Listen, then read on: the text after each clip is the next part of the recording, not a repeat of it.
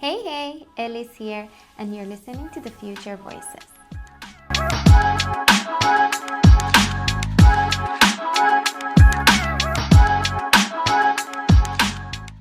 Welcome everyone to the Future Voices podcast. I'm your host Elham, or as many of you know me, Ellie. Now, on today's episode, we're going to jump into something very much new, and as you can see, I don't have a guest, yet I am very excited about this new mini-series of podcasts that you and I are going to go through some of the most recommended books in self-development. Well, the reason that I chose this book for today is very much connected to my teaching journey. A while back, I was working with a school that had this program run in their school called Leader in Me. And this program was basically a theme program, not something that can be a replacement to their main program, which was Cambridge. It was actually a theme for the school culture and environment. And you could see the footprints of this program in the school vision and mission. And guess what? This program was based on the book 7 Habits of Highly Effective People by Stephen Covey. Yeah, that's really interesting. So I thought, if this book is so powerful that many schools all around the world build their culture around it, why not start our mini series of podcasts around the very main source of this whole idea? So let's get into it.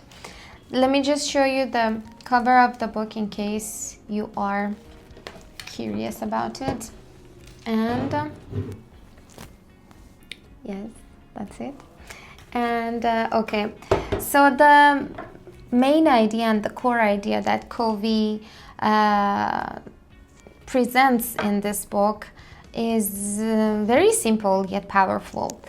And that's the idea is true effectiveness doesn't come from quick fixes. And let's be honest, we're living in a world full of quick fixes or full of hacks and tricks, like 10 tricks to be more successful, or 5 hacks into getting more productive, right?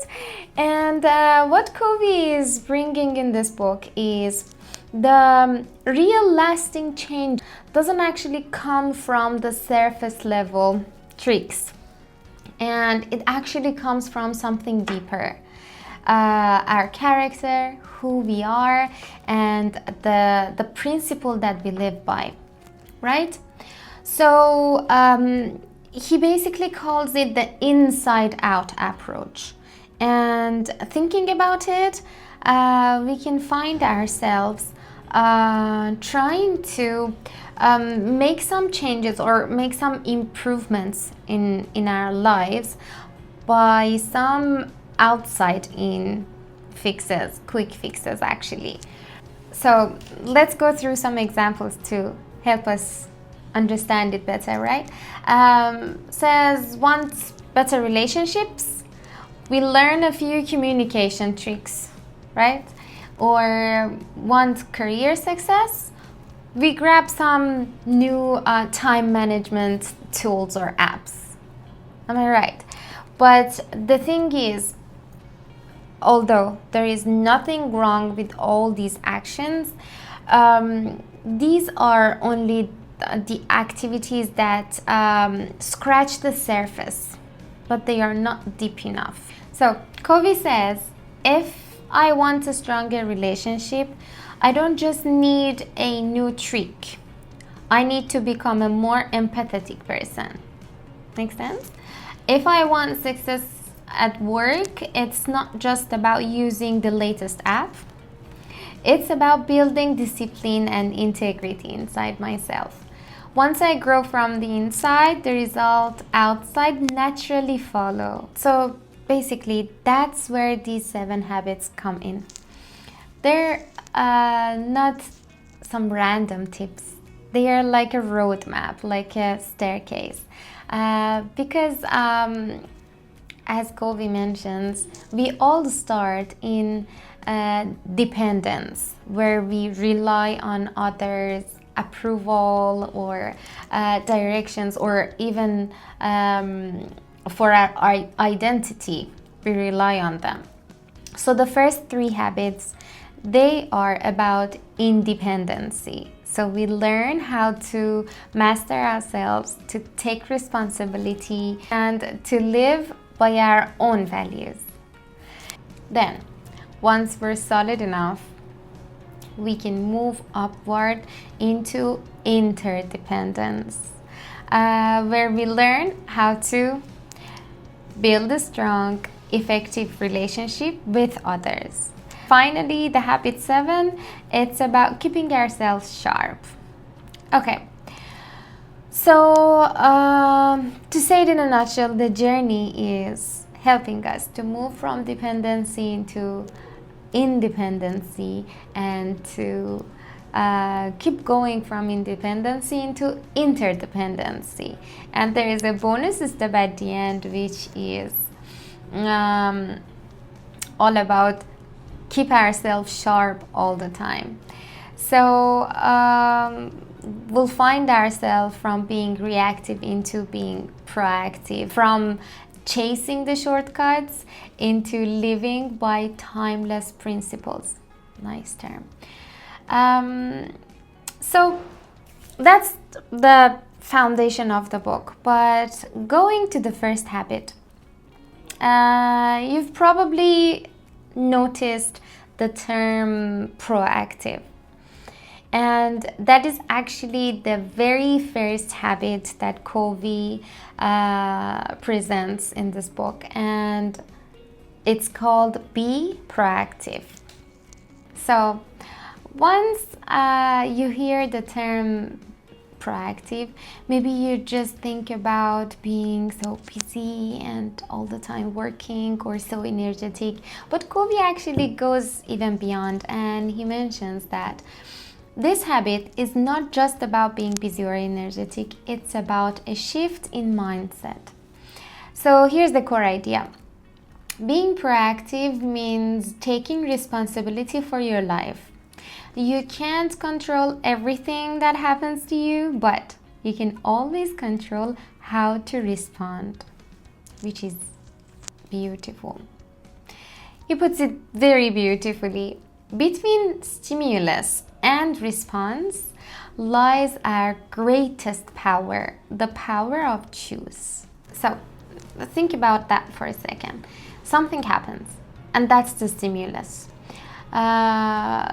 Your plan is ruined because of the weather, or because of the traffic, you're late for work, or somebody criticizes you and you really don't enjoy that. So what is the natural reaction? It would be you blaming others, or complain, or getting upset. But how Covey puts it says, in that tiny space between what happens and how you react, you actually have a choice. So picture this. You have a picnic plan for your weekend, and the rain starts. Heavy rain starts, and your plans are ruined, right? So the reactive person, they can just consider it cancelled and blame the weather and just complain about the situation. But a proactive person thinks, okay, this is the weather today and I can't change the weather, but what can I do instead? I can change the plans. So they just change it into a movie marathon or a cooking at home. So what happens here? The reactive person, he gives up the control and he give it to the weather, though the proactive person, he keeps the control in his hand. Covey also gives us a practical way to see this whole idea. The circle of concerns and the circle of influence. This is lovely. The circle of concerns includes everything we worry about: politics, world event, the economy, other people's opinion, even the weather. And the circle of influence is smaller. It's the thing that we can do something about it. Our habits, our choices, our relationships, our daily actions. So he mentions that reactive people, they spend all their energy worrying in the circle of concerns. However, proactive people focus on the circle of influence. And the magic is, when you constantly work on what you can control, the circle grows. So you gain trust, credibility, opportunity, and your influences grow. So, to wrap it up, habit 1, be proactive, is really about this. You can't control the weather, you can't control other people, but you can always control your attitude, your words, and your actions. Let's just keep it up to here. I hope you enjoyed this episode because this is one of my most favorite books, and I hope you enjoyed it also. Let's make sure that you follow up with this mini series of podcasts because we want to go through all the habits together to get into the very last one, which is the bonus one. Well, that's it. This was all for today. I hope you enjoyed it, and until the next time, stay curious and stay tuned.